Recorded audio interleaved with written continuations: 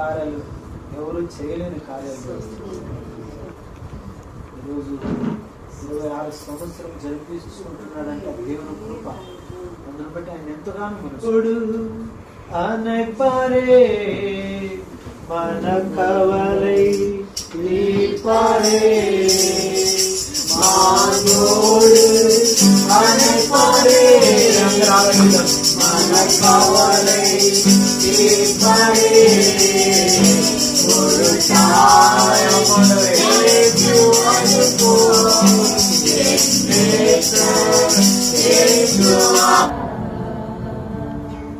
నీవే నా అండగా, నీవే నా నీవే నా నీవే నా నీవే నా ఆత్మగా తీర్చిన వెంబడించిన బంధం. కాబట్టి ఈరోజు మరి 56 పుట్టినరోజు మనం బాలయ్య పుట్టిన ఈ సందర్భంగా మనం ఏం చేస్తున్నామంటే కొన్ని వాక్యాలు మనం చూసుకున్నాం. కీర్తనలు 65వ అధ్యాయము 11 వచ్చిన ఎవరైనా తీసుకున్న వాళ్ళు చదివించాలని మనం చేసుకుంటున్నాం. సంవత్సరమును నీ దయా కిరీటము ధరింపజేస్తున్నావు, కలుగునట్లు వేస్తున్నాము వేడుకుంటున్నాను. సంవత్సరములు నీ దయా కిరీటమును ధరింప చేస్తున్నావు. హల్లెలూయా. ఇక్కడ దేవుని బిడ్డలారా, ఇక్కడ 3 విషయాలు కనబడుతున్నాయి.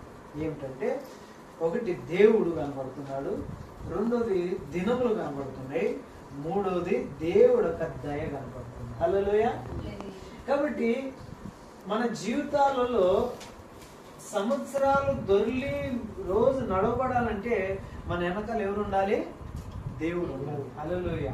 కాబట్టి దేవుడు దినములు, కాబట్టి ఈ దినములకి ఒక ఒక పొలిమేర అనేది ఉంటుంది. అది ఏమిటంటే ఈరోజు ఈ డేట్కి ఏమి ఈ డేట్ అనేది ఉంది. ఈ డేట్ వస్తేనే బాలయ్య బర్త్డే.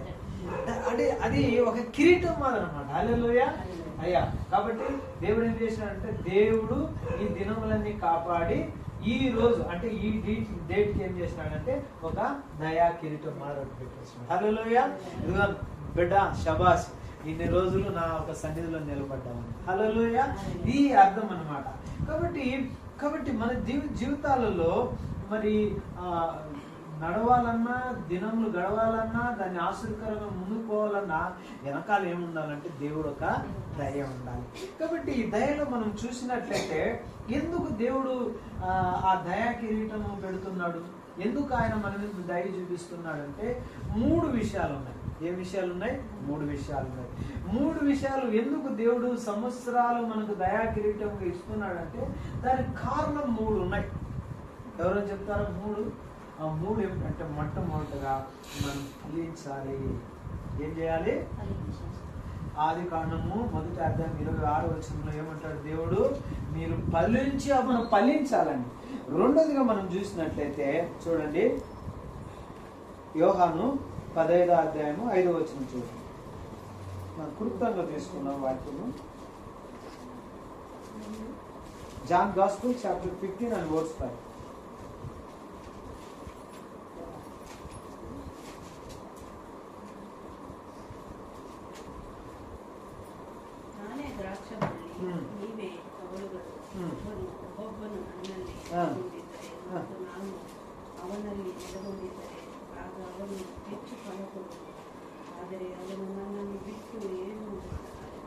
తెలుగులో చదవండి ఎవరైనా. 15:5. ద్రాక్షవల్లిని నేను, తీగలు మీరు.